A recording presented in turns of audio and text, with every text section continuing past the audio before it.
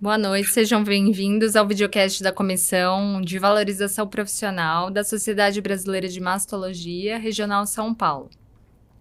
Hoje o nosso bate-papo terá como tema mastologias, expectativas e necessidades do mercado de trabalho. Para isso, representando a nossa comissão, estamos eu, Kaline, Dr. Rogério Fenili, Dr. José Luiz Esteves e como convidadas temos a Irla e a Luana Albuquerque. Para iniciarmos, gostaria de apresentar os nossos convidados. Por favor, Luana. Boa noite, eu sou médica, colega de vocês médica, tenho residência em dermatologia, não atuo mais na assistência, já tenho 11 anos trabalhando na saúde suplementar, em medicina de grupo, operadoras de saúde, seguradoras, grupos de hospitais.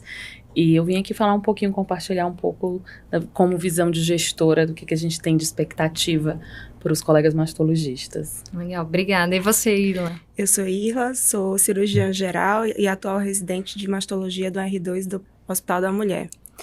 Vim aqui para conversar um pouco e abrir um pouco a mente do que é o mercado de trabalho da mastologia.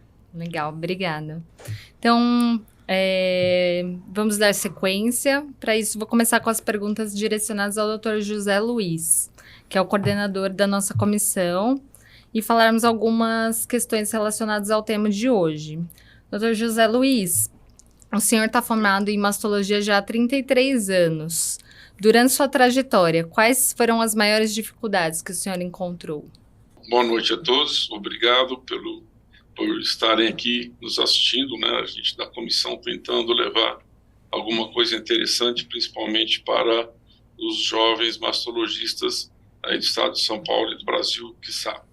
Eu me formei em uma época bem diferente, a mastologia com especialidade, com residência médica nem existia. Eu me formei em ginecologia, 2 anos de ginecologia, depois fiz 1 ano de especialização em mastologia. E a mastologia era muito pouco conhecida, então as pacientes não sabiam o que era, né? O que é o mastologista? O que você faz? Né? Trata do quê? Né? Então, uma época diferente da atual, melhorou muito, né? A Sociedade Brasileira de Mastologia, suas regionais, vieram fazendo esse trabalho de conscientização de todos, né? Da importância da mastologista, o que é um mastologista, e a importância do mastologista na vida da mulher.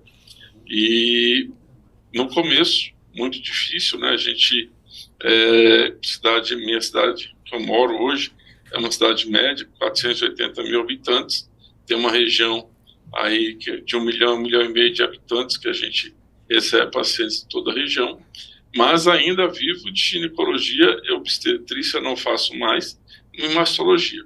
Hoje, 70% mais ou menos das pacientes que procuram consultório são de mastologia, né, procurando a especialidade de mastologia. E boa parte delas é diferente do que era antigamente, espontaneamente.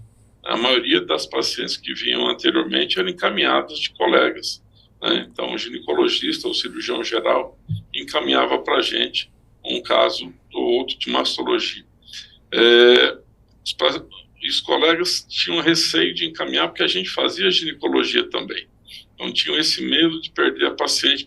Já que o senhor vê mama, já faz meu Papa Nicolau, já faz meu ginecológico, né? E eu sempre tentei diferenciar isso. A senhora veio aqui encaminhada, a senhora volta com o colega para continuar fazendo o seu acompanhamento ginecológico. Mas no começo era realmente muito difícil esse reconhecimento da especialidade. Entrar nos convênios era muito mais difícil que é hoje. Hoje não é fácil, mas era mais estrito ainda. Não tínhamos essa quantidade de convênios médicos que temos hoje. Aqui era praticamente Unimed e 3 ou 4 convênios que tinham da própria cidade, hospitais da própria cidade, e que se fechavam para os corpos clínicos dos próprios hospitais, que eram muito fechados. Hoje não, né? Mas é muito difícil esse começo. Uma coisa que me ajudou muito no início da carreira foi a oportunidade que eu tive de trabalhar com imagem da mama, né? Essa é uma outra opção de trabalho para o mastologista. Ele pode trabalhar fazendo biópsia ou dando laudo de mamografia, fazendo ultrassom, mamotomia, agulhamento. Isso, além dele se ajudar, se tornar o melhor mastologista, ele também pode fazer isso, complementando a renda do consultório ou de outra empresa que ele trabalha.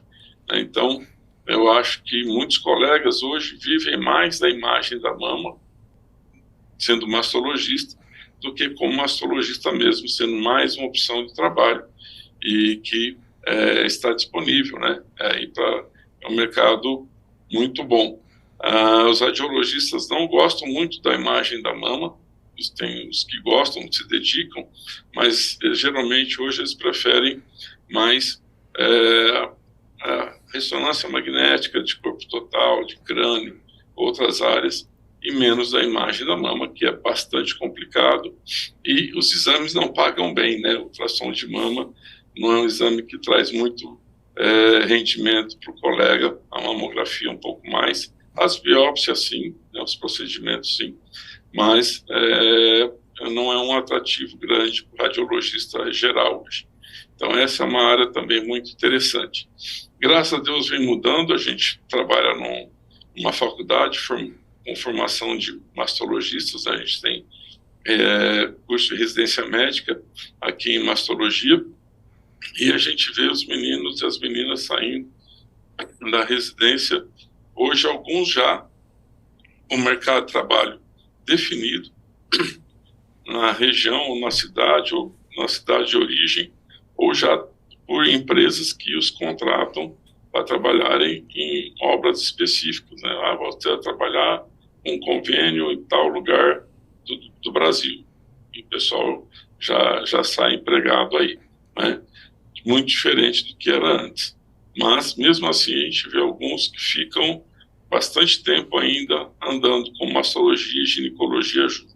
E alguns têm que dar plantão de obstetrícia para se manter até que a carreira flua mais em termos de mastologia e consigam se manter só como mastologista, né?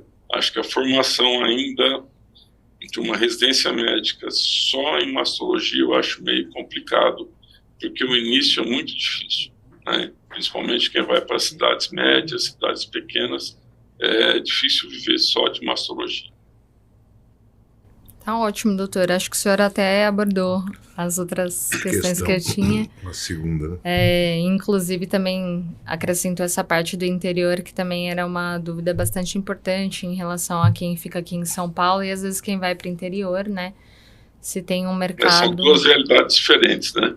O mercado de trabalho no interior é mais restrito e o conhecimento das próprias pacientes na especialidade é menor, né?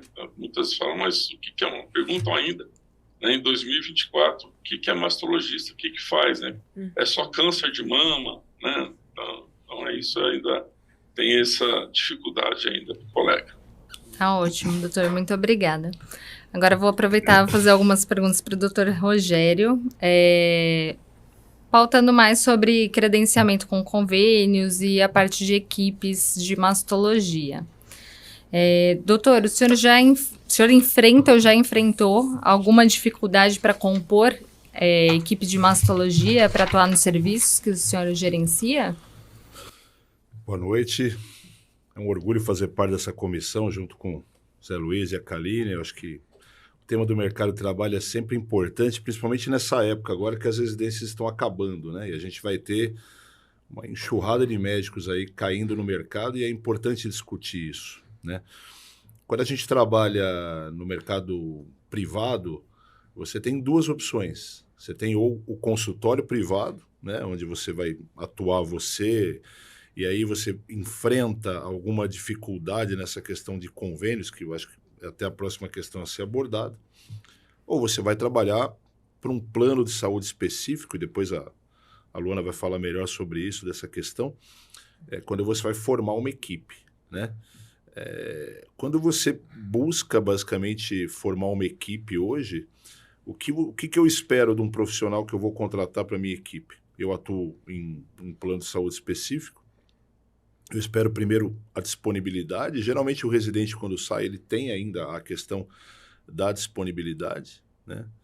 A questão do interesse em fazer parte de um grupo, né? E quando eu digo interesse, quando você entra numa equipe, é preciso compreender que você não vai entrar na equipe sendo o cirurgião principal. Então você tem que saber que você tem que passar por algumas etapas, né?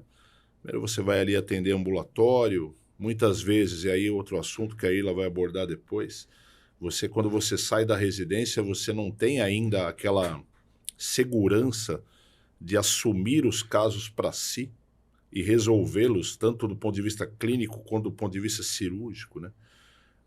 Uma coisa é você operar na residência, onde o chefe está ou em campo com você, ou está na salinha do café ao lado. Outra coisa é você marcar uma cirurgia, encarar a paciente, falar, olha, eu vou fazer isso em você, ir lá desenhar a incisão, fazer a mastectomia, por exemplo, com alguém de formação igual a você, às vezes, né? E daí vai a primeira dica, né?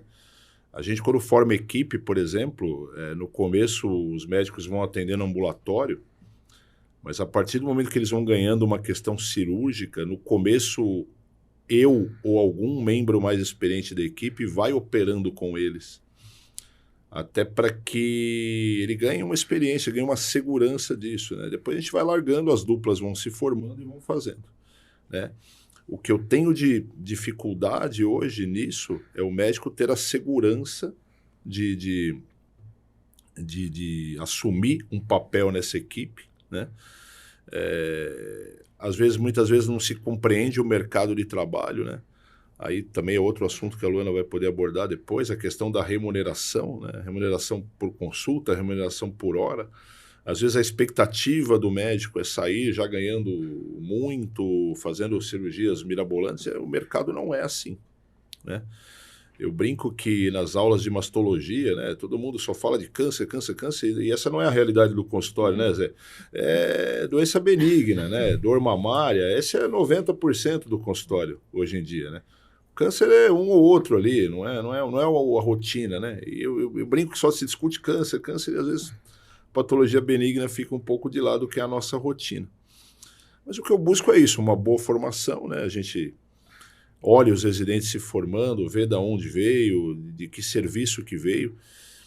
E hoje, cada vez mais, as residências têm agregado cada vez mais essa questão de formações complementares, seja na parte de imagem, que até a sociedade dá apoio naquele curso de Belo Horizonte, que é para quem vai seguir essa área é importante, ou ir com o Zé Luiz aprender lá em Rio Preto, que eu acho que aí dispensa comentários, ou então na parte de oncoplástica, que é um outro enfoque, né, de assumir cada vez mais a reconstrução. A gente já discutiu essas questões legais no outro episódio que a gente teve, né, da questão jurídica. Quem tiver curiosidade pode fazer aí um flashback e assistir de novo. Mas é isso, Karine, mais ou menos a boa formação, saber que ele vai encontrar um mercado de trabalho incipiente no começo, em que ele vai ter que se sujeitar a uma posição um pouco inferior, né? Inferior não digo, assim, não vai assumir grandes coisas no começo, quando ele vai para uma equipe, e depois ele vai galgando o seu espaço dentro da equipe, vai galgando a confiança do chefe e vai seguindo, né? São essas as questões, né? A gente tem que dimensionar, né? Tem bastante mastologista saindo, né? Os convênios, geralmente, eles dimensionam as equipes. Ah, não, quero fazer parte. Não, de acordo com o número de vidas, a demanda, atendimentos, os convênios eles acabam dimensionando. Olha, eu preciso que você tenha uma equipe que atenda X horas com X pessoas, e aí você consegue dimensionar. Muitas vezes não está na nossa mão, né? Sim. É mais por isso. Certo, doutor Rogério. E em questão de saturação de mercado de trabalho, o senhor acha que o mercado para os mastologistas já está saturado, ou quem está se formando agora vai conseguir receber um bom mercado de trabalho sem estar tão saturado? É difícil dizer qual especialidade não está saturada. Mas eu creio que o bom profissional com uma boa formação sempre vai ter espaço. E daí é que eu falo em não se contentar com a formação básica e sempre ir buscar algo mais. Sempre buscar a titulação, seja uma pós-graduação, se for resolver seguir a área acadêmica, Ou seja, esses cursos complementares, seja de oncoplástica, de imagem, de gestão, por que não, para se diferenciar. Eu acho que a Luana vai poder responder melhor o que ela espera de um mastologista. Mas, assim, quando você olha para o mercado que buscou essas formações complementares, você já entende que é um profissional interessado, é um profissional que buscou algo a mais, e às vezes ele nem completou aquilo, mas você já olha para aquele profissional de uma maneira diferente. Lógico, hoje é muito mais fácil isso. Hoje você tem esses cursos à mão. Há 10 anos atrás você não tinha nada disso, você não tinha curso de imagem, você não tinha curso de oncoplástica, a oncoplástica era incipiente, você não tinha nada disso. Então eu estou falando de profissionais que se formaram, que acabaram a residência de 5 a 10 anos para cá. Os mais antigos, como nós, né? Eu não vou nem falar a idade porque fica deselegante, mas assim, a gente teve que buscar essas atualizações bem tarde, né? Quando o mercado já estava se consolidando. Mas eu acho que pro bom profissional sempre tem espaço. Mercado. Concordo, doutor. Em relação ao credenciamento com os convênios, o senhor acha que tem vantagem se credenciar? Tem alguma dica para quem deseja se credenciar? Como fazer isso? Bom, os convênios hoje eles pedem o RQ, né? Qualquer convênio que você fosse credenciar, você precisa ter o registro da especialidade, seja através da residência reconhecida, seja através do título de especialista. Os convênios são difíceis. Assim como você falou que o mercado está saturado, né? O que um convênio olha para te credenciar? Ele olha a região que você está, ele olha ao redor, se tem muitos profissionais da sua área ali em volta, e ele olha o público que ele tem naquela região para ver se precisa de mais profissionais. Se você quiser abrir um consultório aqui em São Paulo, em Moema hoje, você não vai credenciar convênio nenhum, porque tem muitos.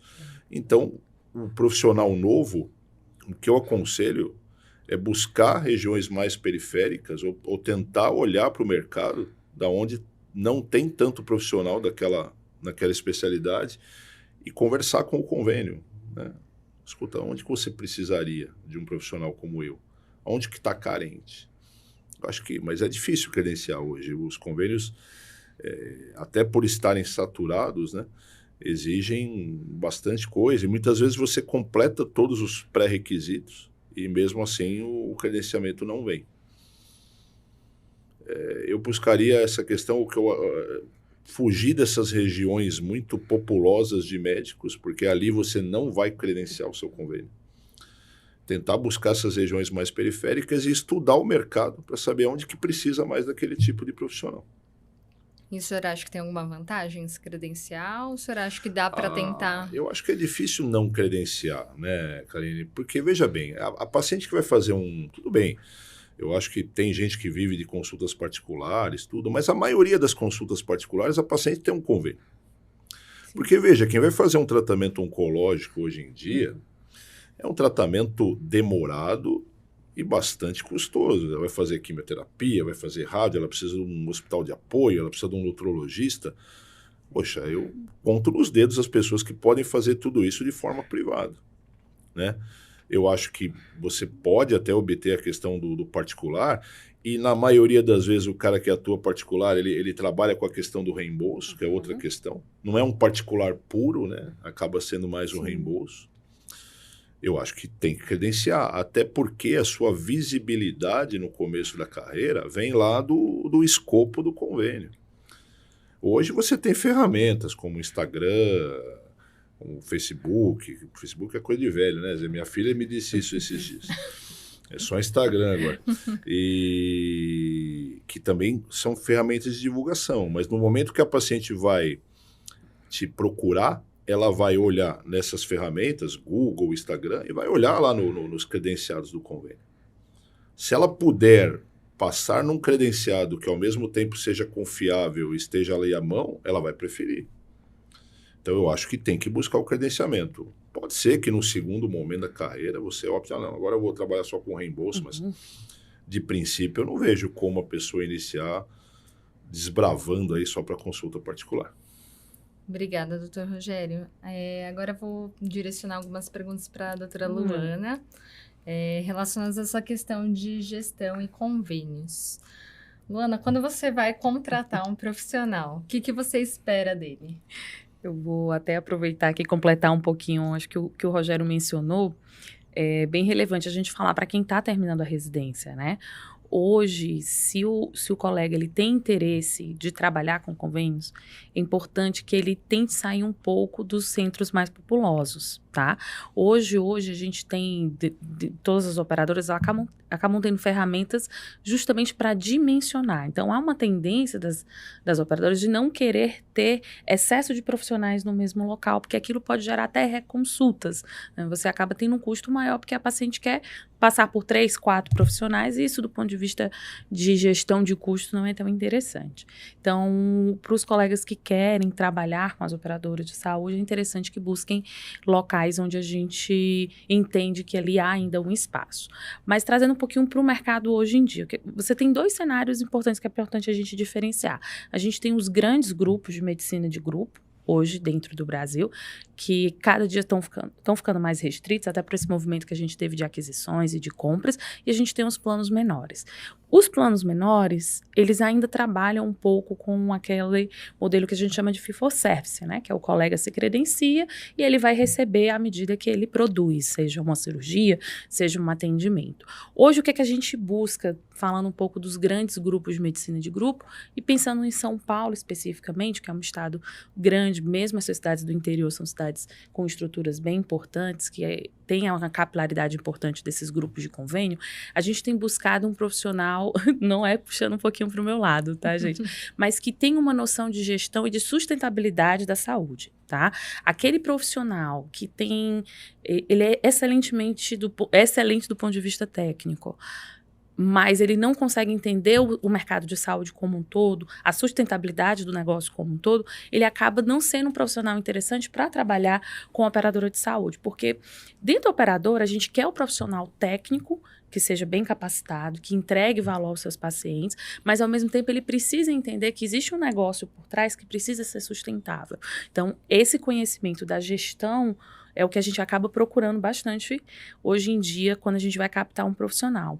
Hoje, os grupos, eles tendem muito ao que o Rogério mencionou. Trabalhar com um grupo para aquele grupo gerir uma população. Então, a tendência é muito mais eu ter uma referência, um mastologista referência, que do ponto de vista acadêmico é uma pessoa mais sênior, com mais experiência, e a gente passa a confiar nas pessoas que ele agrega. Então, é muito comum, por exemplo, eu contrato o Rogério, entendo que ele vai gerir um serviço de mastologia daquela população, e as pessoas que vão trabalhar com ele, muito da decisão dele, ele vai agregando, e eu vou passando para aquele grupo a necessidade que a gente tem. Número de consultas, qual é a nossa população, enfim, dessa forma. Então, hoje, o que eu poderia dizer para os colegas que querem atuar na medicina de grupo é tentar colar em alguém, seja o seu preceptor de residência, alguém que já tem uma equipe, porque eu vou falar uma coisa importante que ninguém nunca me ensinou quando eu terminei minha residência. Tão importante quanto a técnica é entender o mercado. Então, você estar dentro de um grupo, de uma equipe, obviamente você vai ter o ganho técnico em estar ali compartilhando o seu conhecimento, mas você vai entender, você vai aprender a gerir. Até se você gerir um consultório, porque isso ninguém ensina, tá? É uma deficiência de todos todas as formações de residência, independente da especialidade. A gente não é preparado... Médica. Exatamente. A gente não é preparado por ponto de vista econômico, né? O que dá certo no consultório, o que não dá, o que é importante eu ter, o que não tem. Então, quando você está linkada a um grupo, você acaba captando essas informações que para o futuro do seu consultório, seja qual for o que você determina, né? Que você está querendo fazer para frente, você vai precisar disso. Isso a gente não aprende no livro. Aprende na prática, errando e aprendendo. Quando tem alguém próximo que já passou por isso, ele acaba podendo te complementar e podendo te ajudar nesse momento, que eu acho o mais difícil. Eu acho que o mais difícil hoje de você sair de uma residência, independente de qual curso você optou, é justamente a gente não estar preparado para esse ponto de vista comercial. O médico, ele não foi ensinado a cobrar. A nossa especialidade, ela ainda é muito associada a benevolência, né? Algo, então, assim, parece que o cobrar, ele é algo ruim, né? Algo que a gente não deveria fazer. Então, a gente não é preparado para isso, para se valorizar. Isso faz parte de qualquer profissão, tá?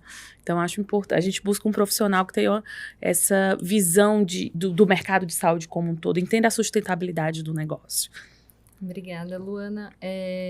Tem uma parte que é bastante polêmica, né? Que todo mundo, os médicos sempre têm, reclamam ou conversam em relação à questão de remuneração.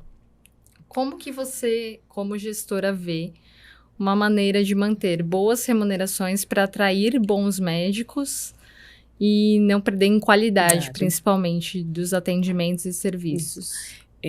Acho que, assim, um ponto hoje que é bem importante para a gente citar desse ponto de vista de remuneração, hoje a tendência, principalmente dos grandes grupos, é não remunerar esse colega por produção, que é o que a gente chama de fee for service. Por quê?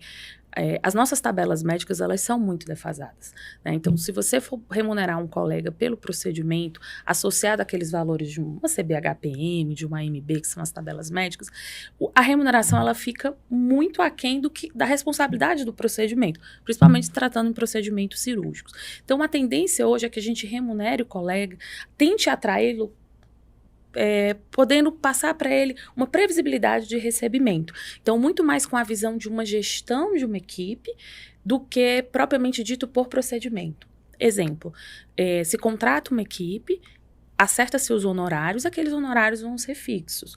Se aquele mês teve menos cirurgias ou teve mais, obviamente ali dentro de um intervalo de bom senso, que a gente fala, contratualizado, isso não é o mais importante, porque enquanto operadora, enquanto empresa de saúde, a minha preocupação é que eu tenha profissionais bem capacitados, os meus beneficiários, os meus pacientes, estejam sendo bem atendidos. Quando eles precisam de consulta, eles têm consulta dentro dos prazos da ANS. Aquele profissional, ele tem uma nota junto, seja um NPS, enfim, depende cada empresa vai usar o seu critério de nota de qualidade aceitável, ou seja, aquele grupo não me gera multas, que é algo muito importante, que as pessoas precisam saber, que às vezes a gente não sabe, a gente não aprende isso, né? O médico que recebe muita reclamação do paciente pode fazer queixas da ANS. A ANS, as multas são altíssimas, tá? Então, as chamadas NIPs, que são o grande terror das operadoras. Então, um médico em que o beneficiário está sempre abrindo o ANIP, ele traz ali um custo para a operadora e traz ainda uma não satisfação daquele paciente. Então, acaba sendo um profissional mais caro. Então, hoje, não há tanto uma preocupação qual a tabela médica que eu vou pagar aquele colega, né? Eu vou pagar um CBHPM 2002, uma 2010, enfim. O importante é mais no valor que aquele grupo entrega. Então, hoje a gente tenta fugir um pouco dos modelos de remuneração de fee for service, que é o que a gente chama, e tentar remunerar o colega pelo serviço que ele entrega, né? Obviamente, no Brasil, a gente caminha ainda a passos lentos em relação a alguns tipos de modelo de remuneração, mas hoje a gente busca mais esse profissional que entende esse modelo. Eu vou gerir aqui, eu vou ser um gestor dessa carteira de clientes, dessas pacientes, e eu vou ser remunerado não por quantas cirurgias eu fiz, mas por estar gerindo. Obviamente, vou operar quem tem que ser operado, quem não tem que ser operado, não vou operar. Isso porque a gente sempre fala, gente, vocês são cirurgiões, né? Então, vocês sabem, mais difícil do que operar é entender que aquela paciente não precisa operar. E a gente sempre vai ter pacientes em linhas tênues, né, em que pela literatura você vai poder operar ou não operar, seguir um tratamento conservador, acompanhar aquele nódulo ou já tirar aquele nódulo.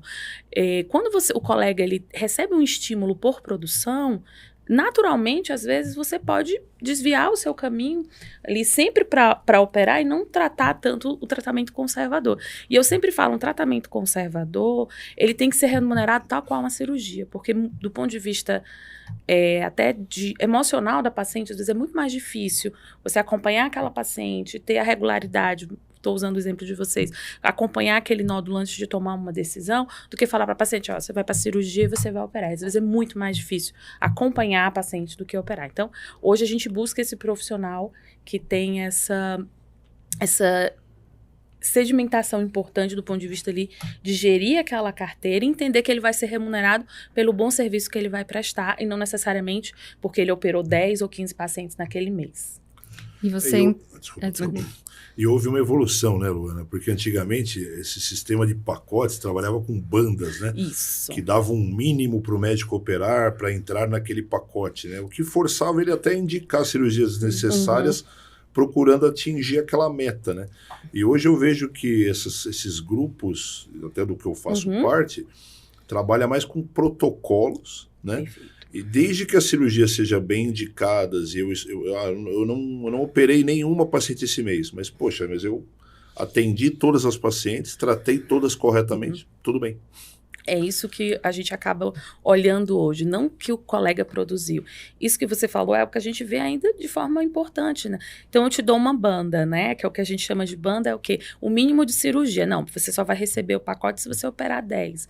Imagina, mas se naquele mês não teve nenhuma paciente que estava precisando, mas pode ser que no mês que vem tenha 12, né? E quando a gente trabalha com especialidades como a de vocês, onde a gente tem pacientes oncológicos, é muito difícil, é muito perigoso a gente estar estipulando bandas, né? Porque um atraso numa cirurgia de uma paciente oncológica, seja uma semana, 2 semanas, vou deixar para o mês que vem. A gente não pode estar trabalhando dessa forma. Então, há uma tendência muito mais a gente fazer como o Rogério está falando. O importante hoje, até por questões de conhecimento, a gente tem noção. Se eu tenho uma população de X mulheres, eu espero que a gente usa isso até para medir um pouco a qualidade daquele colega. Eu tenho um número de cirurgias esperados dentro daquela população. Então, é esperado que por 10 mil mulheres, por exemplo, se é a carteira que esse colega vai gerir, é esperado que eu tenha X cirurgias benignas, X cirurgias malignas, eu tenho ali um intervalo. Quando está muito acima daquilo ou muito abaixo, isso nos gera preocupação. Então, hoje, a operadora, isso é importante a gente falar. Anteriormente, você avaliava o médico, aquele médico opera pouco. Ele é ótimo, porque ele gera pouco custo, porque ele opera pouco. E se tratando de mastologia, a gente já vê o contrário, tá? A gente acaba preocupada em que estágio, pensando em neoplasia, em que estágio essa paciente foi diagnosticada, em que estágio essa paciente foi operada. Então, pensando em mastologia, às vezes é preferível que eu tenha muitas pacientes operadas. Nossa, se elas estiverem todas no estágio 1, para nós é maravilhoso, porque essa paciente em estágios mais avançados, o custo de tratamento dela é muito maior. Então, hoje é muito mais como anda a saúde daquela carteira, né? Essas pacientes... Então, vou dar um exemplo. A gente tinha um serviço em uma outra operadora que eu trabalhei, no interior, que era interessante. Há 2 anos, eles não faziam a mastec total.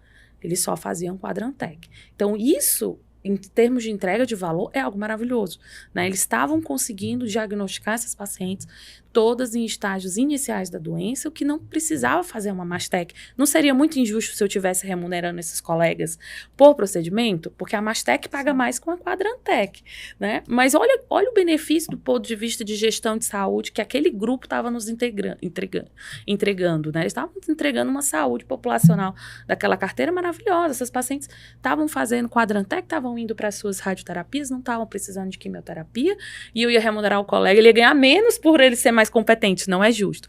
Então, é importante que os colegas estejam um pouco familiarizados com esses termos de remuneração, seja um pacote, seja um capitation, seja uma medicina baseada em valor, pelo menos para ele saber esses termos, entender a conjuntura e abrir um pouco a mente, a mindset, porque a gente foi muito educado profissionalmente, trabalha, recebe, né? Trabalha, operei, e a ideia é que todos virem gestores ali da sua carteira populacional, né, dos pacientes ali que estão sob seus cuidados.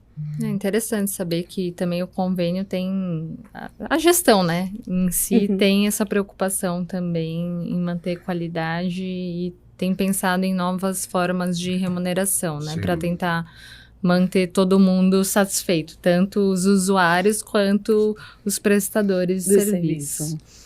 Obrigada, Luana. Acho que você conseguiu englobar bem todas as dúvidas. Eu queria só colocar, aproveitando o que ela colocou, que hoje, com os sistemas de inteligência artificial, quando você for trabalhar, o profissional que sair e for trabalhar, ele tem que entender que as operadoras e as empresas têm todo o direito disso, elas sabem tudo. Elas sabem se a paciente retorna com você ou se você só tem primeiras consultas, o que mostra que, por exemplo, você não é um bom profissional ou não agrega na consulta. ela sabe, basicamente, se o paciente volta muitas vezes com você, ou se você resolve o caso em mais ou menos menos consultas. Tem uma série de indicadores, né, que medem, basicamente, a eficiência do profissional e fazem com que ele fique naquela equipe ou naquela empresa ou não. Então, voltando àquela questão da boa formação, né, acabou aquela história, né, o convênio pediu para eu pedir só 10 mamografias esse mês. Na 11ª eu vou ter que dar uma enrolada na paciente. Não, isso não acontece. Desde que tenha pertinência, né? E o tratamento seja resolvido rapidamente, né? A aderência da paciente e tudo mais, né? Esse ponto que o Rogério tocou, ele é bem importante. Porque hoje você se aprendeu a duras penas, né? Porque tudo é uma evolução. Então, eu ainda peguei o início ali da saúde suplementar muito preocupado com o honorário que eu estou pagando para o profissional, né? Quanto que é a consulta daquele profissional? Vou trocar o profissional porque aquele profissional tem a consulta menor. Só que, às vezes, o profissional mais barato, ele pode sair mais caro. Então, hoje, as empresas de saúde, de forma geral, sejam medicinas de grupo, operadoras, até mesmo grupos de hospitais, elas avaliam o quanto aquele médico custa do ponto de vista global, tá? Então, a gente sabe hoje, até por questões de estudos, inteligência artificial tem apoiado bastante na gestão de saúde, qual a média de quanto que deve sair uma consulta de um mastologista, por quê? Hoje a consulta do mastologista, seja do mastologista ou de outro profissional, a gente não avalia só levando em consideração o valor que é pago ao profissional, mas todos os custos gerados daquela consulta. Então, se tem hoje, estatisticamente, quanto que média um profissional numa consulta de determinada especialidade, ele pede de medicina complementar, de exames, tá? Hoje o Brasil, infelizmente, é um dos países que mais pede exame complementar no mundo. Então, a gente tem um desperdício muito grande de exames. Então, assim, a depender do tipo de exame, você tem mais de 70% dos exames com laudos completamente normais. Então, hoje se acompanha. Aquele colega, se ele tá com... aquele colega... consulta dele é um pouco mais cara, ele cobra um pouco mais cara a hora dele, mas ele entrega um valor do ponto de vista de saúde mais interessante. Ele pede os exames quando realmente precisam ser solicitados, então a gente consegue entender a quantidade de exames que aquele colega pede, se estão bem indicados. Hoje, a inteligência artificial ela veio para ajudar muito nessa parte. Até pouco tempo, a gente usava muito a amostragem. Você não tinha como um grupo de auditores, por exemplo, auditar 100% todos os colegas, o que eles pediam, o que eles não pediam. A inteligência artificial ela veio para facilitar. Então, você consegue ter hoje estatísticas dos colegas. Então, eu sempre aconselho, hoje é importante que o médico tenha noção do seu valor. Quando eu falo valor, é o seu valor global. Né? Se você é um médico que seus pacientes não complicam, seus pacientes não infeccionam, eles têm uma média de permanência super baixa, porque você opera, o paciente não complica, vai para casa, o seu valor é diferenciado. Você tem que colocar isso no seu valor, tá? Então, assim, é importante que o colega se valorize, porque isso tudo hoje é enxergado como valor em saúde. O que você entrega? Não só, eu entreguei uma consulta, não. Você entregou um paciente que ficou poucos dias internado, ficou bem, não infeccionou, não teve deficiência de sutura, tá ótimo, tá acompanhando. Então, isso é valor. Importante você saber o seu valor para você poder também cobrar. Olha, depois as empresas que eu trabalho vão ficar com raiva, mas é importante isso, né? A gente entender o nosso valor. Então, cada vez mais, o médico, assim, os profissionais têm sido enxergados pelas operadoras de saúde, pelo mercado de saúde, com relação ao valor que ele entrega, que é o que a gente chama hoje de medicina baseada em valor, tá? O valor seria o quê? Ela é uma fração, que é o que você entrega, né, de saúde ali, e quanto você gastou naquela entrega. Então, eu faço aquela relação e eu consigo entender que há uma tendência mundial a evoluir. Hoje, alguns países, aqui no Brasil a gente já tem modelos assim, ainda está amadurecendo, que é você ser remunerado pelo valor que você entrega e não necessariamente pelo número de consultas ou pelo número de exames. Eu particularmente gosto do modelo de medicina baseado em valor, sou entusiasta, porque eu acho que é o modelo onde a gente trouxe o beneficiário fazendo parte. Porque até então você tinha a operadora, o grande saúde e o médico ali discutindo como eu vou te remunerar.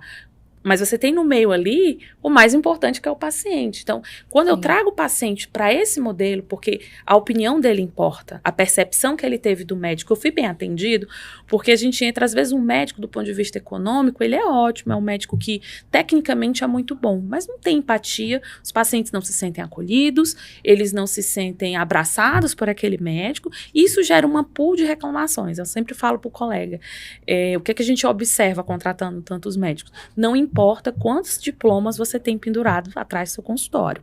Se você não tem empatia pelo aquele paciente, se você não acolhe a dor daquele paciente, você dificilmente vai acabar entregando o valor para aquele paciente que ele realmente entenda. Porque o paciente, nós sabemos, enquanto médicos, a importância de ter uma formação complementar, de ter feito uma residência num serviço bacana.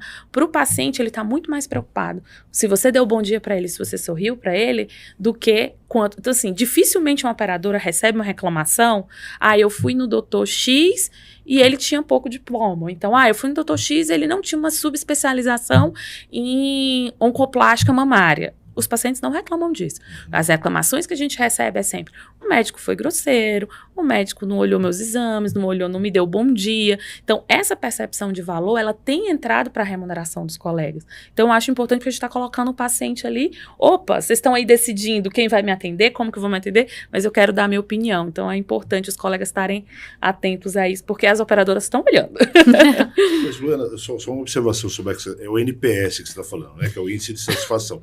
Mas não há uma tendência de só quem vai reclamar que preencher aquilo? Isso. Porque assim, quem vai elogiar não perde tempo com isso. Eu vejo porque a gente vai nas farmácias hoje em dia, aparece aquele visorzinho lá. Se o atendimento foi bom, ótimo. Eu nunca clico naquilo. Só se o balconista foi mal educado comigo. Aí eu clico péssimo. Mas assim, é difícil alguém elogiar o médico, né? Só reclama, né? É muito mais fácil a gente lembrar do negativo do que positivo, né? Então, a gente tende a abrir Ninguém vai ligar para um saque de uma empresa para elogiar, dificilmente. Ninguém não, a gente sabe que as pessoas têm. Mas hoje, assim, eu particularmente, o NPS, ele é uma ferramenta bacana, uma visão bem americana do ponto de vista de satisfação. Você acaba tendo que, principalmente o brasileiro, ele reclama mais do que elogia, então você acaba ali tendo um viés, como você falou. Mas hoje, assim, do ponto de vista, pensando em saúde, medicina de grupo, os indicadores da ANS, eles são bem mais importantes do que o NPS em si. Você ter um NPS é importante, sim. Você saber a nota daquele paciente, daquele profissional, ou até mesmo da instituição, enfim, você consegue medir tudo. Mas hoje, o saque dos grupos, né, as ligações de reclamação e as NIPs, que a gente chama, que são as reclamações que os beneficiários fazem junto à Agência Nacional de Saúde, eles são um bom termômetro em relação à equipe. E a gente consegue, um exemplo, doutor Rogério é um profissional que nunca ninguém reclama, né? Aí vai lá um paciente e faz... Aquilo ali é uma coisa pontual, fala mais, às vezes, do paciente do que do profissional. Mas aquilo, às vezes, se torna recorrente, né? Você tem reclamações recorrentes do mesmo profissional com discursos muito parecidos. Então, hoje, as operadoras estão muito atentas a isso. Elas não querem briga com os pacientes. E acho que pensando nesse ponto de vista, acho que até o elogio deveria valer o dobro, porque a gente sabendo, né, que dificilmente... Então, quando a gente é elogiado, provavelmente porque o atendimento foi muito bom. Foi muito acima do esperado, né? Tá então, acho que deveria valer o dobro. Valer o dobro, Eu já trabalhei numa operadora que ela tinha esse cuidado, eu achava bem interessante. Sempre que o colega recebia um elogio, que chamava saque elogio, ele recebia, eles mandavam pro e-mail do colega, da forma que... Obviamente, uma das empresas que você trabalha, eu trabalho para ela e eles também sempre dão um agrado, ou seja, uma caixa de valorizado, alguma coisa. É bastante interessante. Até certificado, às vezes. Certificado, exatamente. Às vezes eu falo até pro médico jovem, mastologista, que está entrando no mercado de trabalho, eu falo assim, olha, naquele dia que você não está num dia bom, e a gente também tem dias que a gente não está bem, ou você toma o dobro de cuidado ou você vai para casa, porque a chance de você ter esses problemas aquele dia é muito grande. Então você tem que se autodisciplinar. Mas não, hoje eu não estou bem, ou eu passo por cima disso, ou eu falo que eu não estou bem, vou embora. Às vezes é melhor. E a gente traz muito isso da nossa formação. Eu acho que é algo que é uma deficiência da nossa formação enquanto médicos. Nós somos muito cobrados desde a faculdade a sermos muito bons tecnicamente. Né? Então, durante a faculdade, a gente está preocupado em fazer parte de grupo de pesquisa, em publicar artigo. A gente está sempre muito estimulado a trabalhar o nosso lado técnico, que é importantíssimo. Mas a gente não é estimulado a trabalhar o nosso lado psicológico, que é o ponto de vista de entender um pouquinho de psicologia humana, entender o que aquele paciente precisa. Esse paciente quer conversar, aquele paciente está precisando de um sorriso.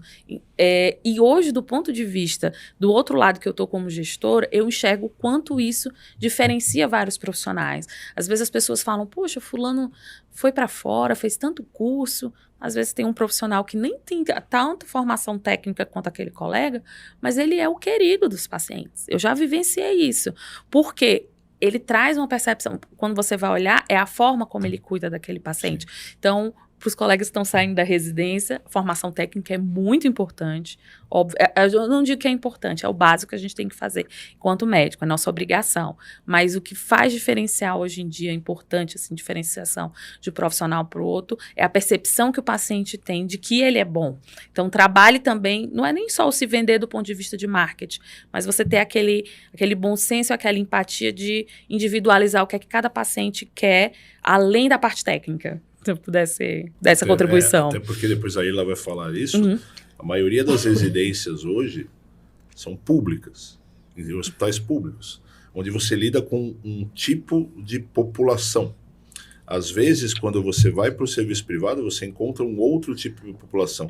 É preciso também ser treinado para esse link. Parece, não é questão de diferenciar o tratamento que você vai ter com o público, mas são outros tipos de pessoas com outras necessidades e outras exigências. Outras expectativas. E às vezes o médico não sai da residência pronto para trabalhar no mercado privado, por exemplo.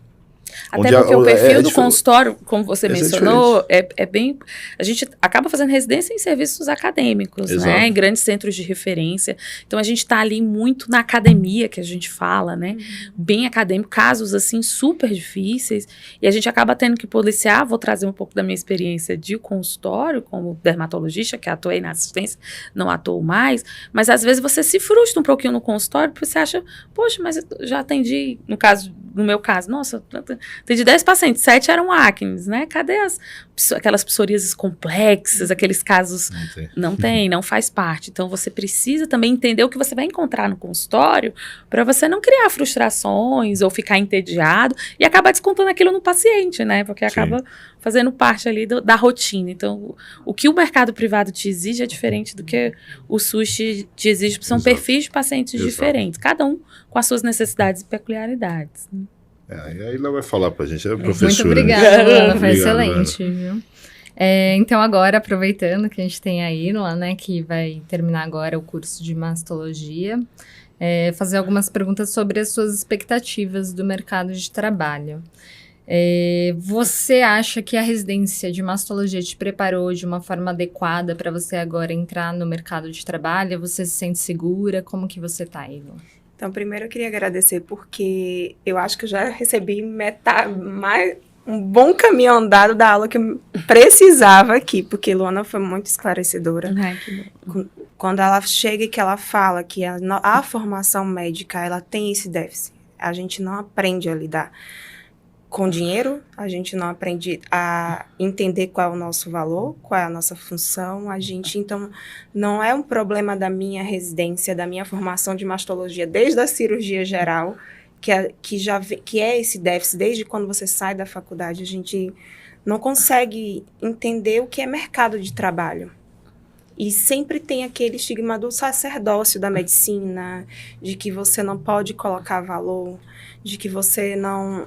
E isso, como a gente está num sistema de residência, a gente fica muito condicionado, principalmente eu que venho da residência SUS, a não pensar sobre isso. Então, você chega nesses meses, você começa a se deparar com frio na barriga e um pensamento constante. E aí, é tanto que quando eu recebi o convite do Dr. Rogério para vir, eu fiquei, é exatamente isso. Agora, o depois, e esse depois, eu sei que a minha residência, ela me deu um preparo muito grande para lidar com paciente oncológico, que isso é especial. Não tem como. Não é a maioria do nosso consultório, mas quando elas chegam, elas têm uma exigência do nosso lado empático, do nosso jogo de entender o contexto de vida daquela paciente e o que é que ela vai enfrentar daqui para frente. Então, é isso que eu ganhei lá no antigo Pérola, foi assim, excepcional. A gente também tem um ganho muito grande teve um ganho muito grande com a parte cirúrgica, com a parte de imagem. Hoje, uma aceitação cada vez maior da mastologia entrar no mercado da reconstrução mamária. Então, eu tive esse privilégio, porque o Dr. Rogério falando, eu tive que buscar, tive que inventar e tudo. Então, assim, eu tive esse privilégio de ter uma boa formação nesse sentido, mas é no sentido de mercado que muitas vezes vai determinar como você vai. É como você aprende a lidar com o paciente, como você aprende a gerir o seu tempo, a sua vida e a sua doação ali. O profissional que você quer representar ali para aquele... Tanto você está alinhado com os propósitos de um convênio, de uma operadora, você sai da residência sem saber o que é isso. Você está acostumado a obedecer um chefe, a uma linha. E aí você não consegue entender o que o mercado de trabalho, como é que no mercado de trabalho você coopera com aquela operadora, você coopera em fazer melhor, porque você tem que pensar alinhado. Não dá para pensar separado. É difícil mesmo. E não há esse tipo de preparo. Talvez tivesse que fazer da parte da grade curricular da residência essa questão de gestão também. Né? Zé, você quer colocar alguma coisa sobre isso? O que você pensa? Eu acho, pelo menos aqui no interior, diferente da de São Paulo, um convênio que geralmente predomina é a Unimed, né? São as cooperativas médicas, que são bem diferentes das operadoras de saúde. Dificilmente você tem equipes, né, trabalhando, a não ser algumas clínicas grandes e tal, mas geralmente você é o bloco de eu sozinho, né? Então você começa, você indica, você opera, e teu chefe é o Deus, ou se tiver algum colega ou um ex-professor que você pode ligar para o cara e conversar, algum colega que possa te ajudar no começo ali. Mas geralmente você é o bloco de eu sozinho. Isso é uma ansiedade grande no começo, né? Eu lembro da primeira paciente que eu operei ainda, a primeira cirurgia que eu operei, e que você fica realmente tenso, pensando o que vai acontecer ou não. Você nem sabe o que é cobrar uma paciente, estabelecer um honorário médico, você não sabe nem direito o que você pode receitar, o que você não pode, que deve, né? Como é que tal paciente você passa um remédio para todo mundo igual, você passa outro diferente conforme a classe, né? E consultas particulares no começo é muito difícil, né? Então você tem que se apoiar realmente no plano de saúde, numa cooperativa que te oferece uma carteira de pacientes para você começar a sua carteira de pacientes. Ô Zé, mas essa questão de cooperativa foi interessante você colocar.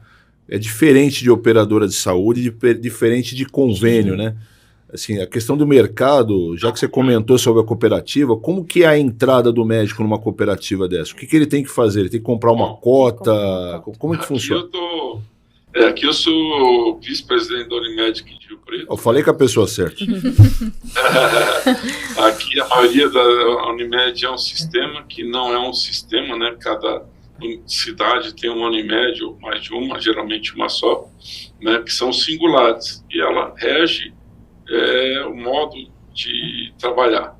Aqui nós não tínhamos prova pela regra de cooperativa, você não pode cercear o direito de entrar, a menos que você tenha uma demanda já estabelecida, como a doutora falou, doutora Luana, e que você pode restringir a entrada de alguns cooperados. Então, esse ano foi a primeira vez que a gente restringiu, colocamos uma vaga para cada especialidade e prova que tinha ética médica, lei cooperativa, lei de ANS, não era prova especialista, que todos são especialistas, não precisa mais medir o conhecimento desse colega. Para entrar aqui você tem que ter especialista, não só residência médica, né? Tem uma cota, a cota varia muito de Unimed de singular para singular. Tem Unimed que cobra R$400 mil, aqui está 250 e poucos mil reais, tá? Divide e tal, mas o cara tem que bancar, né? Então não entra sem nenhum investimento. E o problema é que muita gente entra pensando em tirar esse investimento muito rapidamente. E aí é que é um cooperado que ou um credenciado de uma operadora que ninguém quer, né? É o cara que sinistra muito, né? A qualidade não significa que você tenha que... a qualidade é a coisa mais barata que você tem em medicina. O mais caro é o desperdício. O desperdício, como a doutora falou, é o que é mais caro e isso entra na tua conta. Você é cooperado. Você está tirando dinheiro do seu bolso para passar para o bolso de alguém, que é um laboratório, uma clínica de imagem, um hospital, outro colega, alguma coisa que está saindo do seu bolso. Aí, aqui nós temos o pagamento por performance, né? Não é... Tem uma parte que é um fixo, a consulta, né? E um outro tanto a gente chama de EVS, valorização, né, do seu atendimento. E tem, é separado por especialidade. A mastologia tem vários índices que mede, um deles é o NPS, é o número de reclamações, e aí entra a sinistralidade, que também está implicado, como a doutora falou, tempo de internação, infecção, o que gastou, o que não gastou e tal, né? Se você pensar, vou fazer um fibroadenoma palpável, vou fazer uma injeção aqui de medicina nuclear, que vai gastar uma grana, né? Que eu posso fazer sem fazer isso. Ou se eu precisar colocar um fio metálico ali, um arpão metálico, que custa R$100, ao invés de fazer um rol, que vai me custar aí R$1.000, né? Para o operador, e você ter a mesma eficiência. Então, isso que a gente tem que começar a ensinar para essa meninada que está entrando, que nem sempre, né, o que está na moda, o que eu faço diferente, é o que agrega mais valor ao seu atendimento, né? Então, isso é que faz você perpetuar na carreira, né? Como a doutora falou, nem sempre o melhor aluno da turma é o cara que vai ter mais sucesso na profissão, né? Então você, lógico, tem que ser bem formado, e se você sai na frente de um monte de gente, né, você sabe como oferecer um bom serviço para o paciente, mas você tem que acolhê-lo, né, acolhê-la no seu consultório, no seu dia a dia, né, e essa paciente vai aderir ao seu modo de trabalho, ao que você entrega para ela, e vai trazer novas pessoas, tanto para você, como com o convênio que você representa.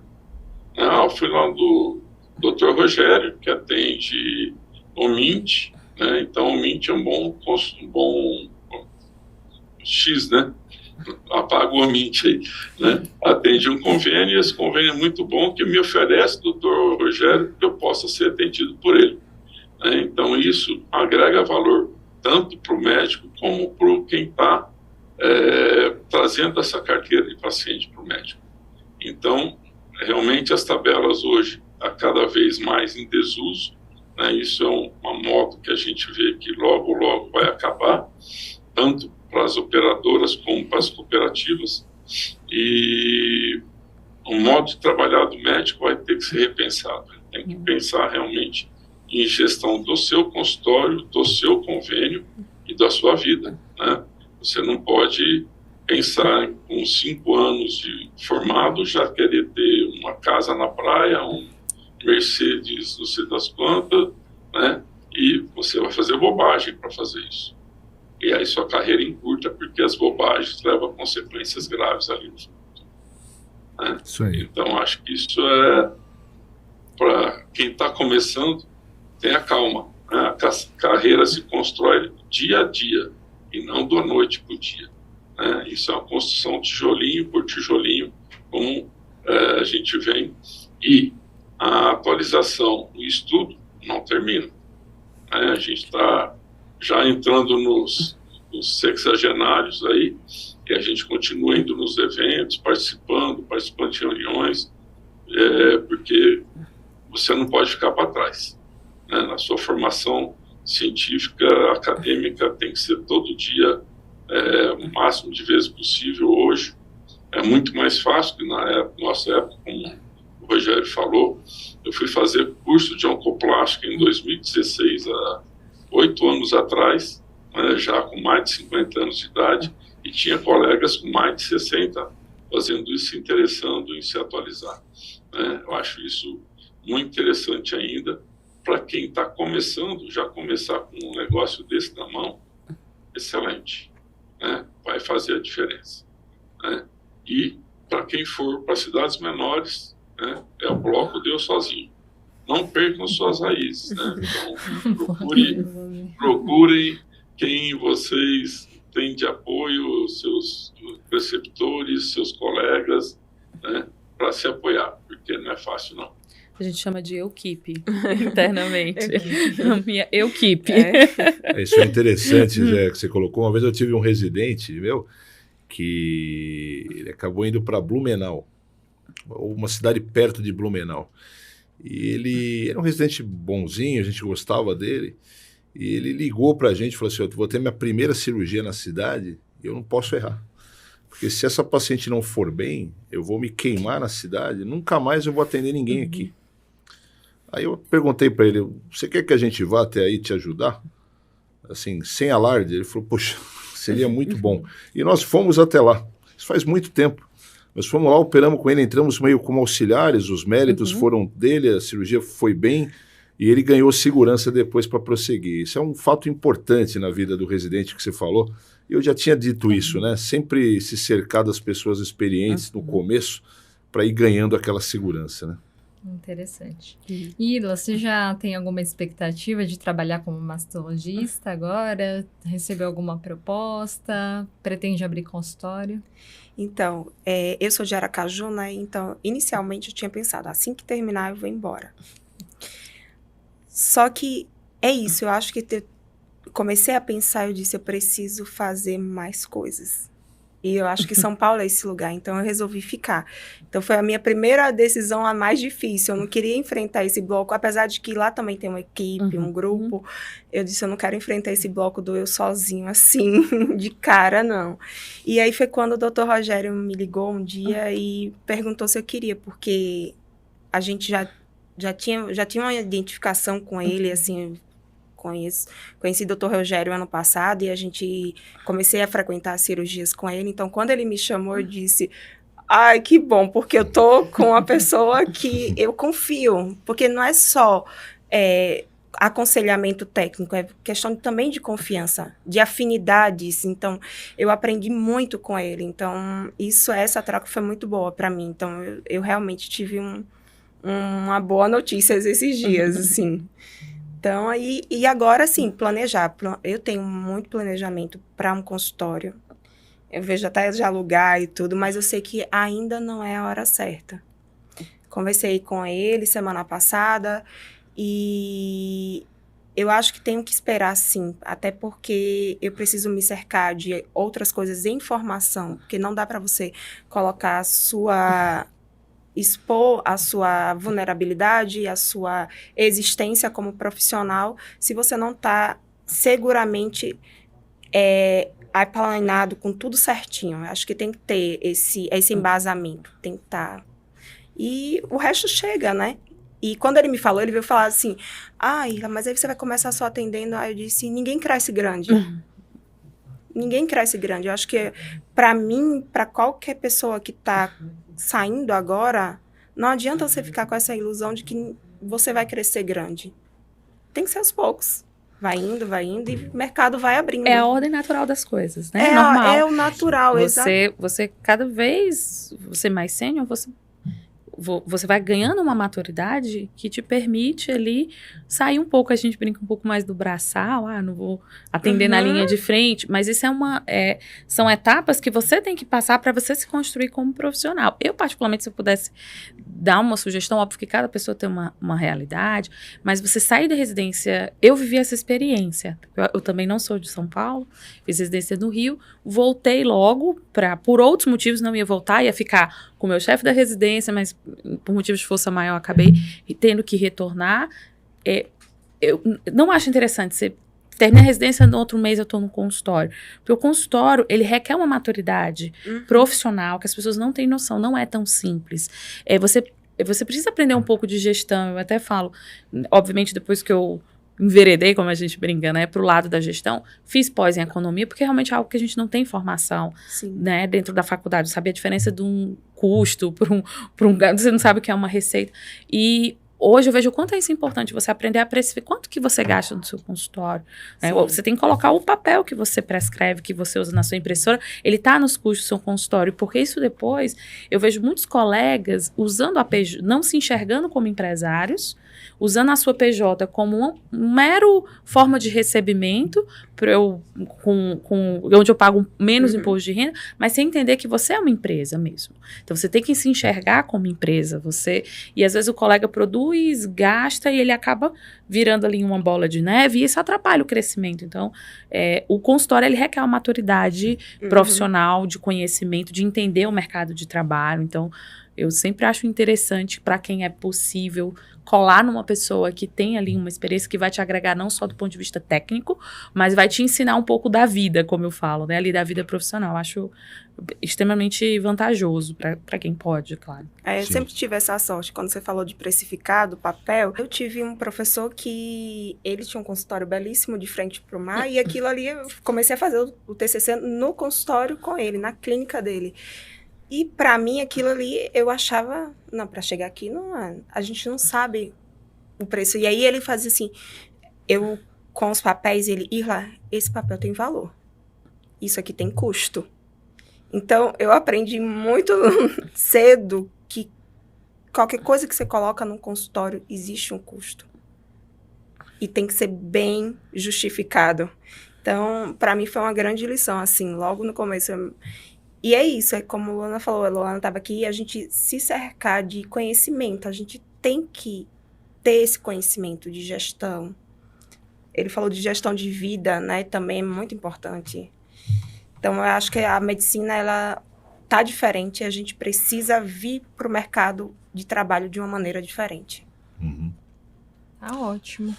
E assim, sem querer fazer o encerramento, mas falando minha fala final, que eu já falei demais, para o residente que está na residência de mastologia, ele tem que ter consciência que o preceptor está enxergando ele.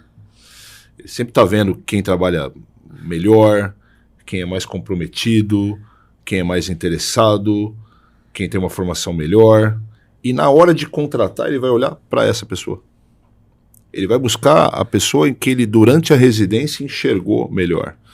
Então, é difícil a gente ter essa visão, mas quando você entra na residência, você já entrou no mercado de trabalho, indiretamente. Porque as pessoas que vão lhe contratar estão vendo você. Estão vendo se você vai no congresso, estão vendo se você tem uma boa formação, se você é pontual, se você é responsável. Tudo isso que a operadora espera de você, o teu preceptor já está vendo. E ele não vai contratar o que não entrega. Não vai. É isso, minha mensagem para o residente hoje é essa. E eu poderia complementar que é exatamente isso que acontece. Eu já participei de formação de muitas equipes, de contratação de muitas equipes, e a gente sempre observa isso. Os colegas acabam captando para suas equipes os seus melhores residentes, né? É muito comum, quando termina essa residência, os colegas, chefes de equipe entrarem em contato conosco, querendo incluir alguns profissionais. Tá saindo esse residente muito bacana. Até para vocês entenderem, hoje em dia é muito comum as operadoras, boa parte delas, exigir tempo pós-residência. Então, muitas vezes é o colega que é o chefe da equipe que vai endossar a entrada daquele colega. Ele terminou residência agora, mas eu me responsabilizo por ele. Ele vai ser meu auxiliar, ele não vai ser o cirurgião principal ainda. Então, esse network que a gente fala, né, o termo que a gente acaba usando muito na gestão, ele é fundamental. E a gente brinca, não adianta querer comer o filé mignon, tem que roer o rocinho também, né? Então, o colega ali, chefe preceptor, ele acaba vendo que, poxa, quem que tá roendo tanto osso nessa residência? Então, a partir do momento que surge uma oportunidade, ele vai lembrar daquele colega. Então, assim, essa fala é bem importante. O mercado de trabalho começa na hora que você entra na residência. Verdade. Então, gostaria de agradecer a todo mundo, né, que participou aqui, em nome da Comissão de Valorização Profissional. Lembrando que a SBM Conecta também vai fazer um evento bastante interessante sobre também essas questões de carreira médica em mastologia, falando sobre algumas noções financeiras, administrativas e de publicidade. Vai ser no dia 9 de março. Então, acho que também vai ser muito interessante, principalmente para os mastologistas, né, Luana? Mas gostaria de agradecer a todo mundo. Se alguém quiser complementar com alguma coisa, doutor José. Vou deixar com o presidente. Acho que o recado é esse, né? Trabalho, trabalho e trabalho. Né? A gente tem que trabalhar. Tem que descansar? Com certeza. Mas para você descansar, você tem que ter trabalhado. Né? Sempre com humildade, com tranquilidade, com honra, né? E com a sua verdade. Né? Ninguém hoje acredita nas coisas extraordinárias. Né? Você tem que fazer aquilo que deve ser feito. Né? Sem inventar muito, sem querer atingir objetivos, sem ter caminhado todo o caminho que tinha que ter caminhado. Né? Devagar, né? Calma. Né? Sua vez vai chegar hoje, amanhã ou depois. Quando a gente começa a falar, quando tiver com 60, vou fazer só o filé mignon. Rapaz, só aparece bomba no consultório. Eu achei que eu estava mais tranquilo. As coisas vêm mais difíceis ainda, né? Então, esse aprendizado ao longo do tempo. Né? E vai chegar o dia que vocês vão ser os chefes, né? E eu gosto de ter chefe, preciso ter um chefe. A melhor coisa que você tem é ter um chefe para você poder discutir e segui-lo, né? Ter alguma coisa para que você consiga enxergar algo de bom na sua frente, tá? Então, os chefes sempre iluminam o teu caminho, te ajudam. Então, tenha um bom relacionamento com o chefe. Desconheço algum chefe que você não liga para ele e ele fala, assim, assado, já aconteceu comigo, é assim que você deve proceder. Tanto nos casos clínicos, como no consultório, na sua vida pessoal, tá? Tem um chefe que fala, eu já errei por você não precisa errar de novo, né? Então, isso é um aprendizado e que vocês estão aí com uma carreira que deve ser cada vez mais significativa para a mastologia, agregando mais coisa para a mastologia ainda, que é uma sociedade que está só começando a caminhar, uma especialidade que está só começando. Vem muita coisa boa por aí, aproveitem a profissão que vocês vão serem muito felizes nos seus caminhos aí.